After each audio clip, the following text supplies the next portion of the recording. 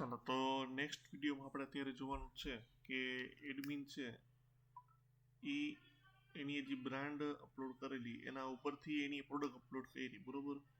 હવે એ પ્રોડક્ટને આપણે કઈ રીતે જોઈ શકીએ? પ્રોડક્ટ છે એ ફાયરબેઝમાં તો સ્ટોર થઈ જ ગઈ છે તમારી, બરોબર. તો પ્રોડક્ટ ફાયરબેઝમાંથી આપણે કઈ રીતે આપણે એપ્લિકેશન સાઇટ જોવી, બરોબર, એ આપણે જોવાનું છે. તો હું અત્યારે બે ટાઈપમાં વ્યૂ બનાવીશ, ખાસ તમે જોજો. તમારે જે રીતે રાખવો તમે રાખી શકો છો, બરોબર. હું બે ટાઈપનો વ્યૂ બનાવીશ. હું એક ટાઈપનો વ્યૂ એવો બનાવીશ કે સપોઝ કે પહેલાં બે પેજ બનાવીશ, બરોબર.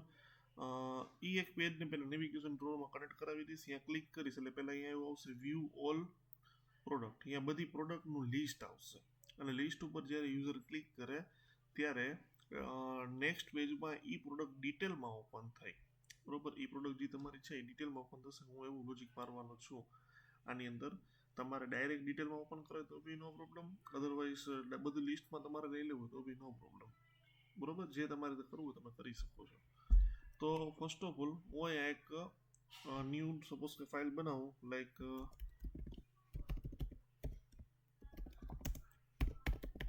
વ્યૂ પ્રોડક્ટ પેજ, બરોબર. હવે અહીંયા હું એક સ્ટેટફુલ વિજેટ લઈ લઉં. જેમ આપણે બ્રાન્ડ કેમ વ્યૂ કરાવતા એમ હું પ્રોડક્ટને વ્યૂ કરાવું છું, બરોબર. View product page.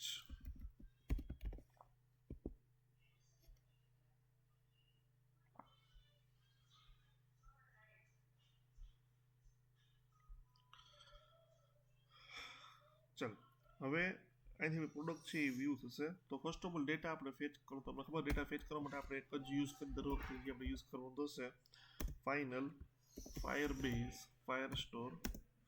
એનો આપણે ઓબ્જેક્ટ બનાવી like underscore firestore is equal to firebase firestore dot instance, બરોબર. આ આપણે એક ઓબ્જેક્ટ ક્રિએટ કર્યો. નાઉ ધેટ હવે આપણે અહીં આવીએ તો રિટર્ન અહીં આપણે કરાવશું સ્કેફોલ્ડમાં.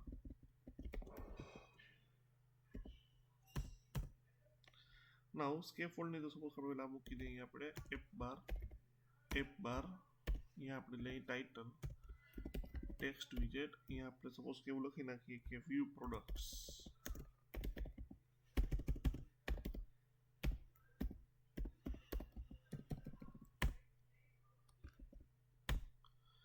નેક્સ્ટ આપણે લઈ લઈએ બોડી. હવે લાસ્ટ વિડીયોમાં જ્યારે આપણે વ્યૂ બ્રાન્ડ કરો ત્યારે પણ તમે કીધું કે ડેટા તમારે કન્ટિન્યુઅસલી જનરેટ કરાવવું હોય હંમેશા, બરોબર.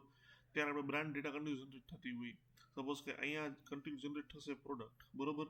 તો ત્યારે આપણે વિજેટ યુઝ કર્યું સ્ટ્રીમ બિલ્ડર. તો અહીંયા બી આપણે યુઝ કરીશું વિજેટ તરીકે સ્ટ્રીમ બિલ્ડરનો. સ્ટ્રીમ બિલ્ડર શું કરશે કે કન્ટિન્યુઅસલી ડેટા જનરેટ કરશે. અહીંયા આપણે આપશું ક્વેરી સ્નેપશોટ, બરોબર. હવે સ્ટ્રીમ બિલ્ડરની એક ખાસ પ્રોપર્ટી હોય, જે પ્રોપર્ટી નામ છે સ્ટ્રીમ પ્રોપર્ટી. સ્ટ્રીમ હંમેશા શું કરશે કે ડેટા ફેચ કરશે. તો ડેટા ક્યાંથી ફેચ થશે કે તમારું જે ઓબ્જેક્ટ બનાવે ફાયરબેઝનું ક્યાંથી એના કલેક્શનમાંથી. તો અહીંયા આપણે આપવાનું થશે કલેક્શન નામ. તો કલેક્શન નામ આપણે એકવાર ફાયરબેઝમાં જોઈ લેવાનું. કલેક્શન નામ સપોઝ કે અહીંયા હશે પ્રોડક્ટ્સ ડોટ. હવે લાસ્ટ આપણે આપ્યું હતું કે ભાઈ તમે કઈ રીતે દેખાડો તો ઓર્ડર બાય આપી દીધું. અહીંયા ઓર્ડર બાય આપણે તમને ખબર તો ક્રિએટેડ એટની ડેટ આપેલી છે. તો એકવાર ફાયરબેઝ ઓપન કરીને જોઈ લેવું, કન્ફર્મ કરી લેવું, બરોબર.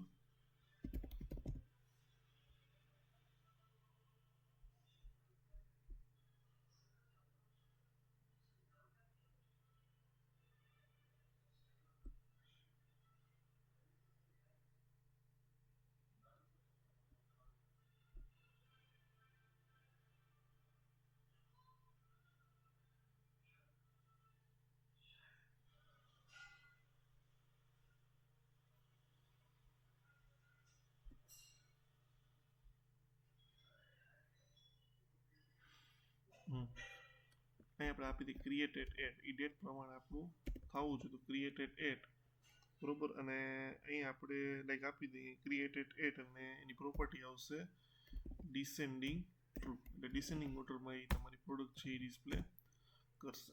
અહીં આપણે આપ્યું સ્ટ્રીમ બિલ્ડરની અંદર, બરોબર. અને લાસ્ટ આપી દેજો અહીંયા ડોટ એનો ઓબ્જેક્ટ સ્નેપશોટ્સ. આટલી વસ્તુ. ના હવે બીજી એની પ્રોપર્ટી આવશે ખાસ બિલ્ડર પ્રોપર્ટી. જો સ્ટ્રીમમાં ડેટા જનરેટ થયો પણ ડેટા એ કયા વિજેટમાં મૂકો એ હંમેશા નક્કી કેમાં થશે બિલ્ડરમાં. બિલ્ડર શું કરશે હંમેશા વિજેટને બિલ્ડ કરશે. તો એના બે પ્રોપર્ટી સપોઝ કે આપણે આપી દઈએ, એક કન્ટેક્સ અને એક આપી દો snapshot.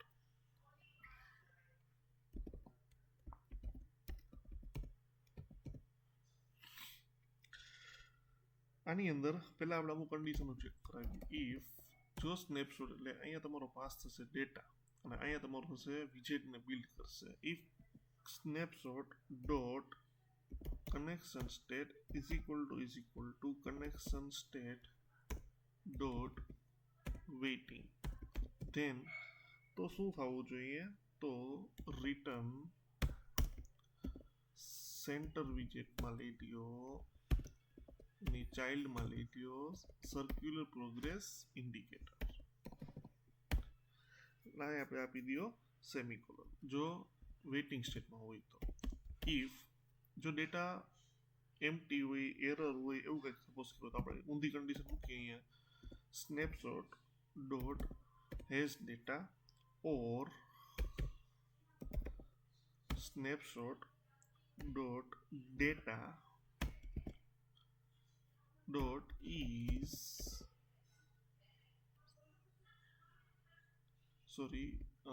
docs data snapshot dot data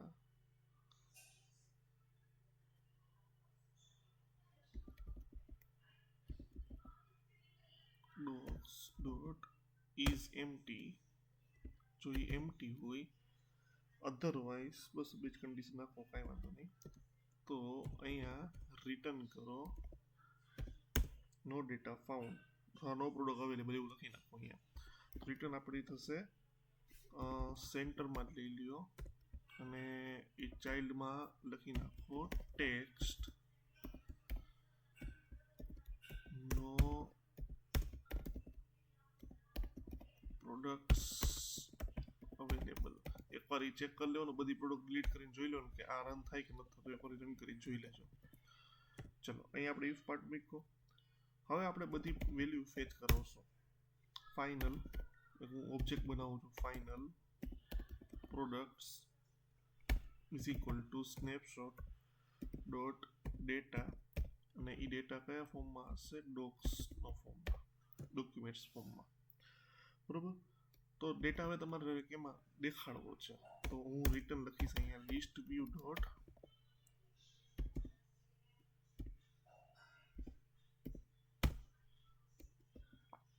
બિલ્ડરમાં. બરોબર, હંમેશા બિલ્ડરમાં આપવાનું.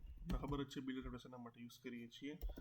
એક લઈ લો આઇટમ કાઉન્ટ. આઇટમ કાઉન્ટ છે ડેટા ટોટલ આમાં સ્ટોર થયો હશે, તો આપણે લખી નાખો કે પ્રોડક્ટ્સ ડોટ લેન્થ. બરોબર, જેટલી પ્રોડક્ટ્સ એટલી એની લેન્થ આપી દે એટલે એ કામ આપણું પૂરું થાય. હવે આઇટમ બિલ્ડર શું કરશે? ડેટા ઉપરથી વિજેટને બિલ્ડ કરશે. તો અહીંયા આપી દો કન્ટેક્સ અને અહીંયા આપી દો ઇન્ડેક્સ, અહીંયા આપી દો સેમિકોલન. બરોબર. લિસ્ટ ડોટ બિલ્ડર, લિસ્ટ શું કરશે? વિજેટને બિલ્ડ કરશે. નાઉ અહીંયા આપણે એક વેરિયેબલ લઈએ final product is equal two products અને એની પાસ કરી દો અહીંયા ઇન્ડેક્સ. બરોબર. ના હવે આઉટપુટ છે એ આપણે કાર્ડના ફોર્મમાં જોઈએ છીએ, તો એ લખવાનું કે ભાઈ રિટર્ન મારે આઉટપુટ જોઈએ છે કાર્ડમાં. તો રિટર્ન લખી નાખો કાર્ડ અને આપી દો સેમિકોલન. તમારે કોલમમાં જોતું હોય, જેમાં તમે જોતું હોય, થોડુંક આપણે માર્જિન આપી દઈએ. બરોબર, થોડુંક વ્યવસ્થિત દેખાય એટલા માટે માર્જિન એજ ઇન્સ્ટન્સ ડોટ ઓલ, અંદરો અંદર માર્જિન સેટ થઈ જશે. બરોબર. હવે કાર્ડની અંદર આપણે કંઈક લખવું હોય તો લઈ લો ચાઇલ્ડ પ્રોપર્ટી. ચાઇલ્ડમાં પહેલાં આપણે સપોઝ કે થોડુંક વ્યવસ્થિત દેખાડવું હોય તો અહીંયા આપણે અંદર લઈ લઈએ લિસ્ટ ટાઇલ. બરોબર, લિસ્ટના ફોર્મમાં આવશે કાર્ડની અંદર. લિસ્ટના ફોર્મમાં તમારે એલિવેશન કાર્ડનો કલર બધું તમે રાખી શકો છો. અહીંયા લિસ્ટ ટાઇલ એની સપોઝ કે લઈ લો લીડિંગ પ્રોપર્ટી. એમાં આપણે લઈ લઈએ એક ઇમેજ, સારું લાગે એટલા માટે લઈ લઈએ આપણે સર્કલ અવતાર. બરોબર. હવે સર્કલ અવતારની રેડિયસ ધારો કે આપી દો તમે 30ની. બરોબર. અને એનો સેટ કરો બેકગ્રાઉન્ડ ઇમેજ. હવે બેકગ્રાઉન્ડ ઇમેજ છે એ ફાયરબેસમાંથી ફેચ. અહીંયા આપણે લખશું ઇમેજ ડોટ નેટવર્ક. અને અહીંયા આપણે આપશું સોરી ઇમેજ નેટવર્ક કરતાં અહીંયા યુઝ કરજો નેટવર્ક ઇમેજ. બરોબર. તો હવે એ ડેટા છે એ ક્યાં સ્ટોર થશે? બધો ડેટા તો અહીંયા સ્ટોર થઈ ગયો, તો અહીંયા લખી નાખો વેરિયેબલનું નામ. બરોબર. અને એ ડેટા છે કઈ કોલમમાંથી હશે? તો અહીંયા લખશો આપણે કોલમ નામ. તો કોલમ નેમ આપણું શું છે એ એકવાર ખાસ જોઈ લ્યો. કોલમ નેમ છે આપણું image URL. Control C control V.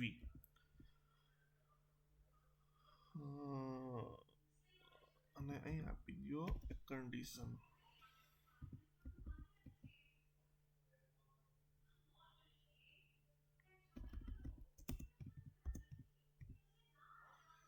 then circle અવતાર.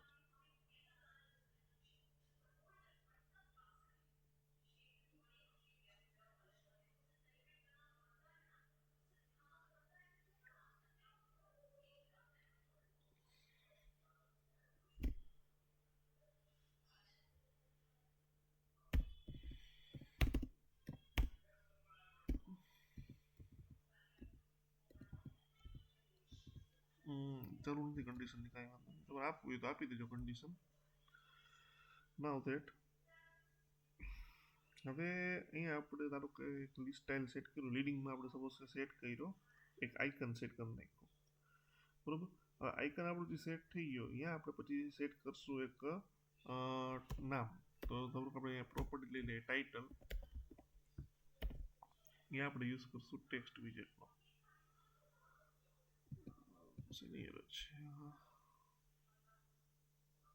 ઓકે.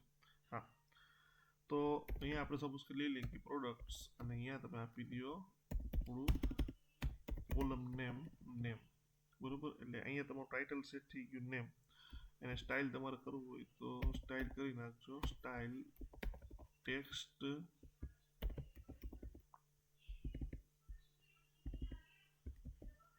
સ્ટાઇલ. અને અહીંયા ધારો કે તમે ફોન્ટ વેઇટ આપી દીધો બોલ્ડ. લાઈક આપણે અહીંયા આપી દઈએ ફોન્ટ વેઇટ ડોટ બોલ્ડ. તો અહીંયા આપણે ટાઇટલ સેટ કરીને હું મારા બે જ વસ્તુ સેટ કરી. સપોઝ હજી તમારે કંઈક સેટ કરવું હોય તો તમે સબ ટાઇટલ પ્રોપર્ટીમાં લઈ શકો છો. બરોબર.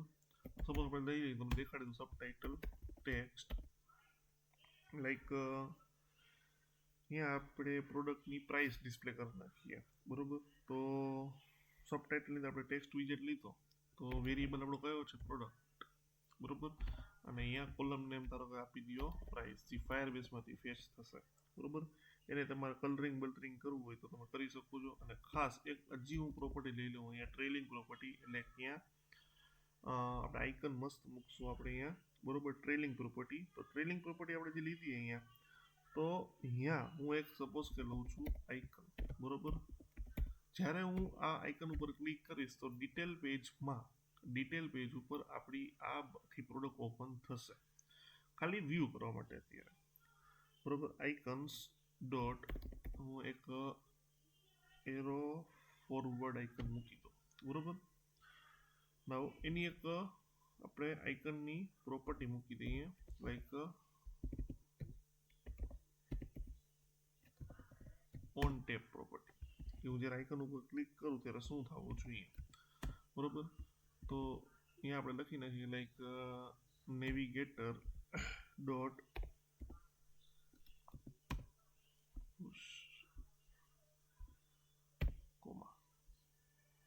Navigator dot push material page route. यहाँ આપી દી બિલ્ડર અને આપણે પાસ કરते हैं context.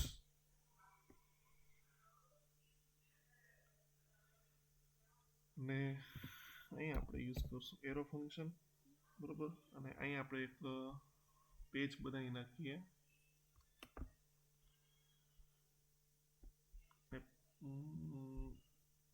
Like product details page.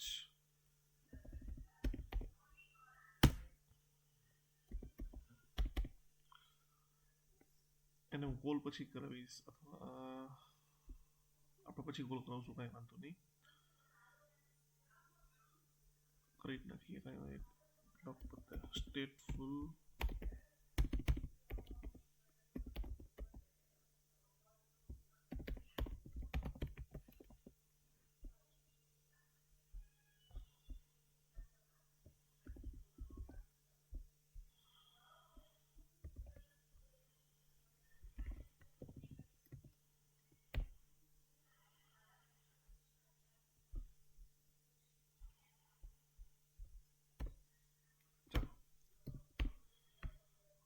Now that અહીંયા આપણે ટ્રેલિંગ પ્રોપર્ટી સેટ કરી દીધી એટલે આપણો આ પેજનું કામ પૂરું થઈ ગયું બરોબર અને હવે આપણે આવ્યા આ પેજ ઉપર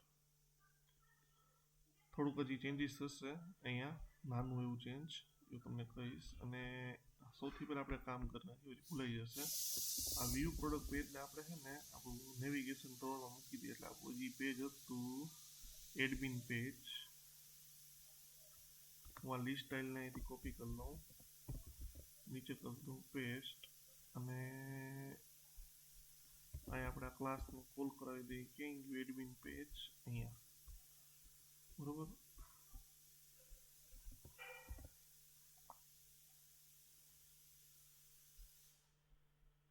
અને અહીંયા આપણે લખી નાખીએ કે વ્યૂ પ્રોડક્ટ નાઉ ધેટ હવે આપણે આવ્યા ડિટેલ પેજમાં થોડુંક અહીંયા વાર લાગશે હવે ડિટેલ પેજમાં આપણે સપોઝ કે આવ્યા તો સૌથી પહેલાં આપણે અહીંયા લઈ લઈએ રિટર્ન સ્કેફોલ્ડ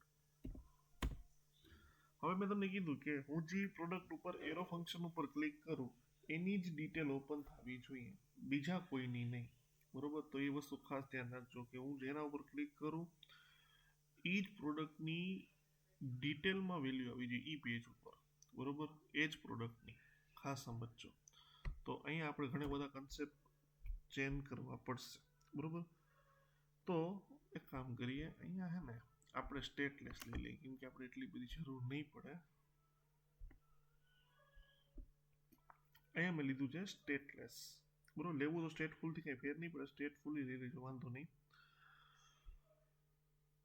નાઉ ધેટ કેમ કે આપણે ડેટા કંઈ ચેન્જ નથી કરવો બરોબર અહીંયા આપણે ડેટા ખાલી આપણે જોવો છે તો ખોટો કોડ વધારવો સપોઝ કે હું એક લઉં like final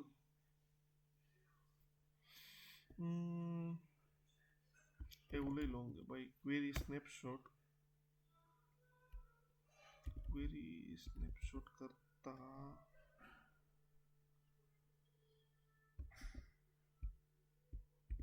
query document snapshot એક ક્લાસ આવશે ક્વેરી ડોક્યુમેન્ટ સ્નેપશોટ અને ઓબ્જેક્ટ ધારો કે હું બનાવું અહીંયા બ્રાન્ડ કરીને બરોબર નાવ હવે હે ને હું એક